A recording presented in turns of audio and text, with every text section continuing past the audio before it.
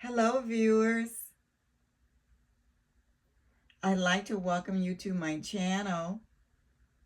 I'm looking to create an impactful and enlightening dialogue that focuses on the journey of our Stone Age Africans and their impact in today's world.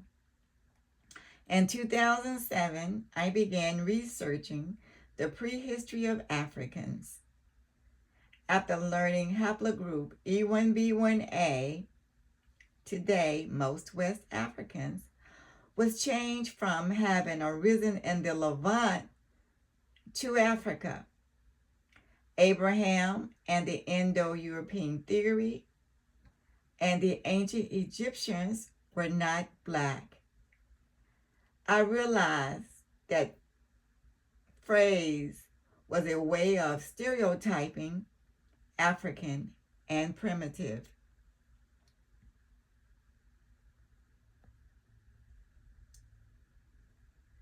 The result of my research led me to you.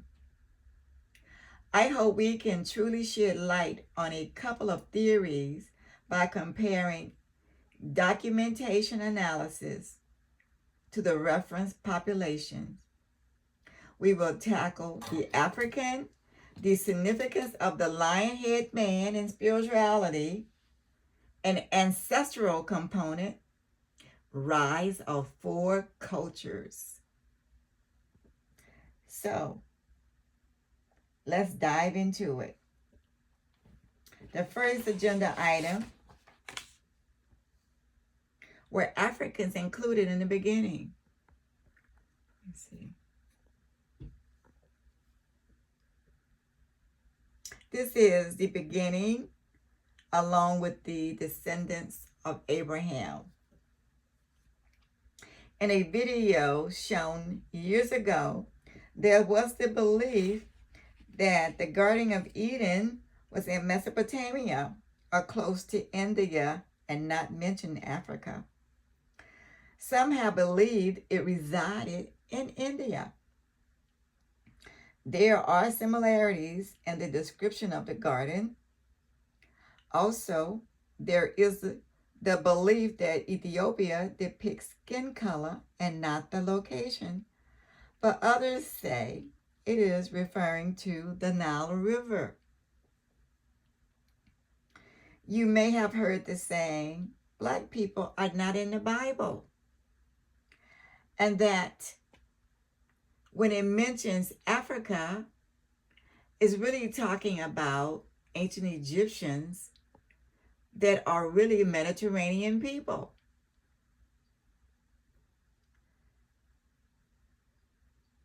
They say an asteroid impact to the land around southeastern Asia caused humans to scatter towards Africa. These were primitive people, they say. They say there were people in Africa, but they are not in the Bible. They say. Many of us never believed either statement to be true. Africa and its people are in the Bible. Our predecessors shared their individual biblical history with us. These pages will point out this fact. Keep in mind the distance of Canaan and the Levant to Africa. Also consider African women interacted with men in the Caucasus. Some of these women had dark skin and some pale, while their hair, though, remained woolly. Finally, there were no known migrations from the north around 10,000 years ago. By the time of Abraham, Africans had gained prosperity and obtained progress through long-standing intercontinental trade relationships that eventually spread to adjacent lands. Its colonies have always expanded to the Levant, Europe, Mesopotamia, and the Mediterranean. There is little archaeology evidence that saw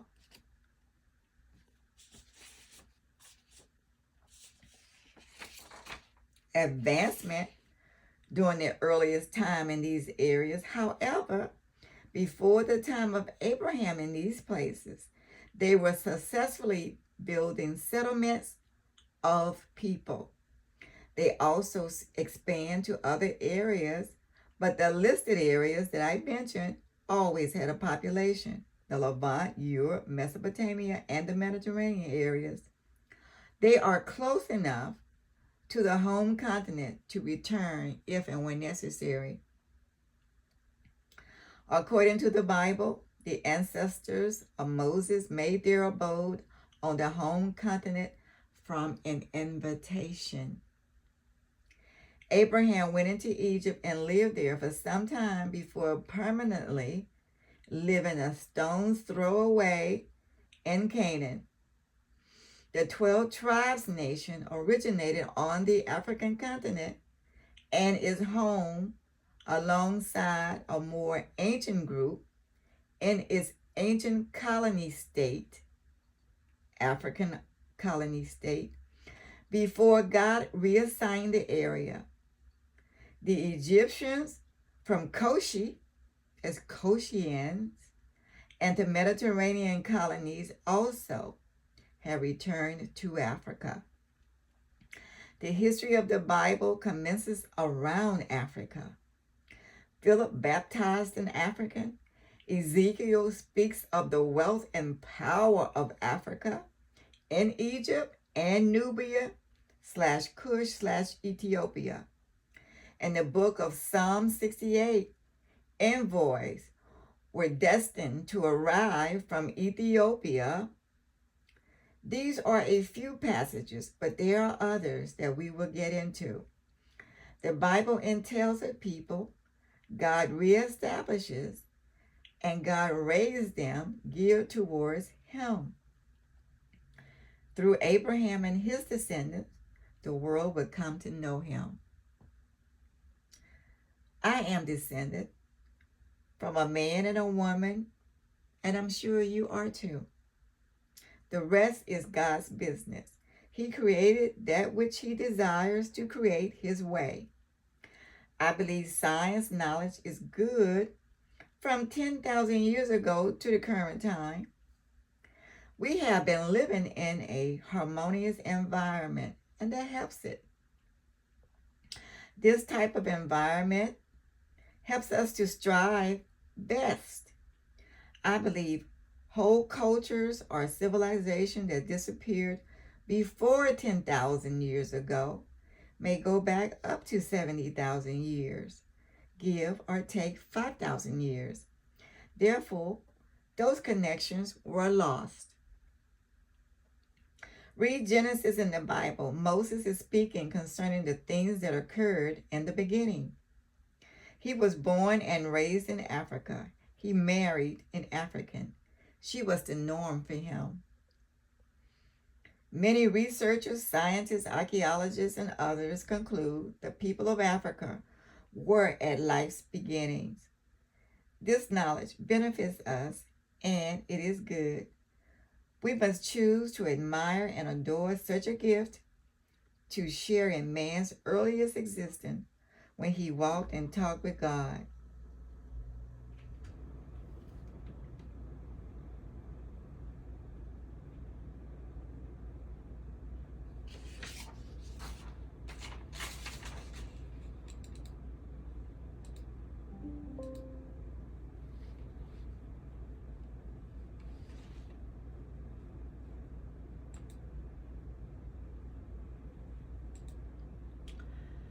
This is regarding the DNA portion.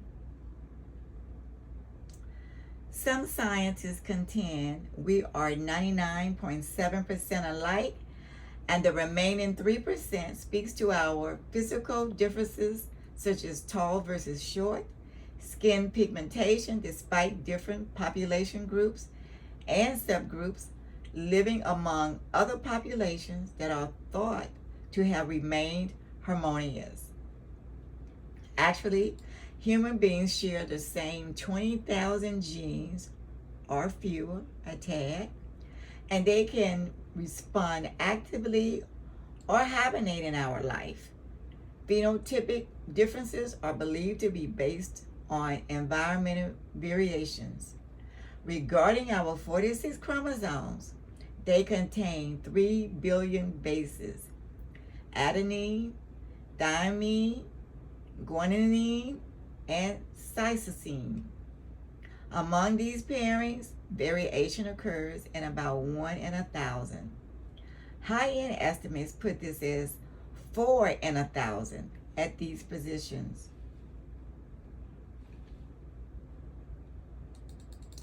Another old name used to describe variations are called mutations. These stored beneficial mutations. This term comes from a book. It's called Life: How Did It Get Here? By Evolution or by Creation. Publishers, Watchtower Bible and Tract Society of New York, International Bible Students Association, Brooklyn, New York, and is referenced the World Book Encyclopedia, 1982, Volume 6, page 332.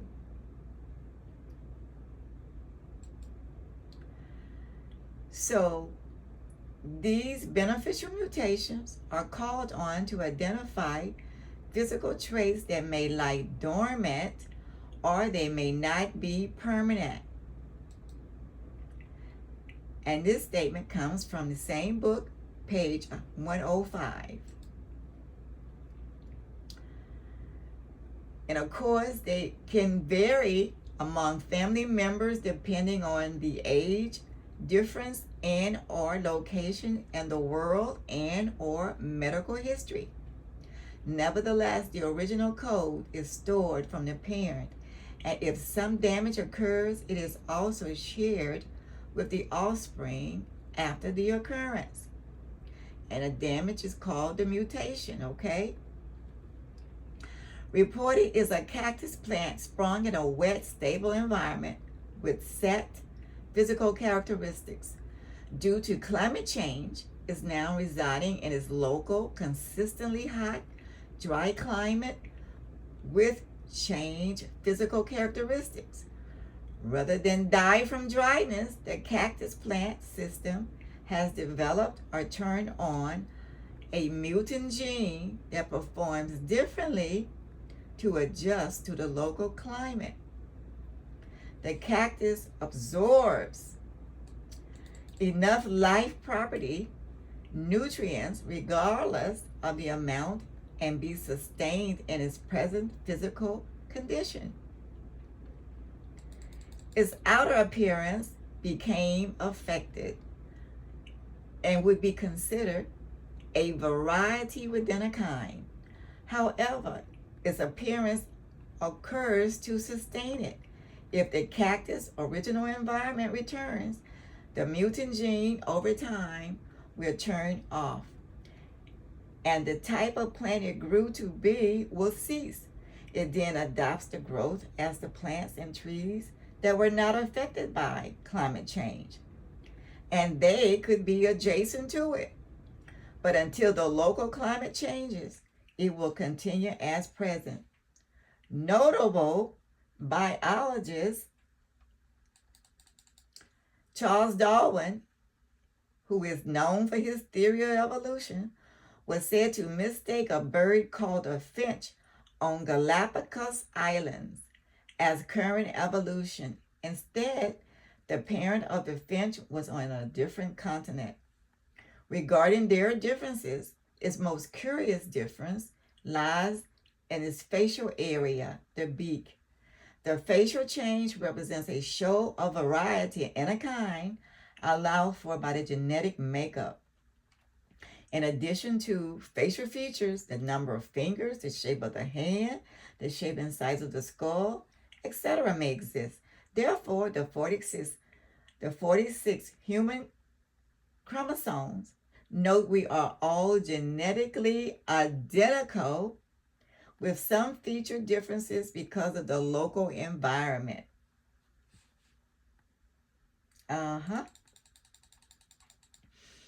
Science has given us many medical marvels, yet diseases once thought dead can still manifest themselves and affect us with the same intensity. The cure-all antibiotics are no longer curing. Therefore, how dependable can the findings from ancient cultural habitats be deemed accurate when the same ancient population they conclude are now related at times and not related at other times? Do we understand the conditions of man when we do not seem to know Africa? And knowing Africa, science obtains more knowledge and achievements involving how certain raw materials in life are beneficial to sustain life and hopefully an appreciation for Africa. However, prejudices loom in the hearts of men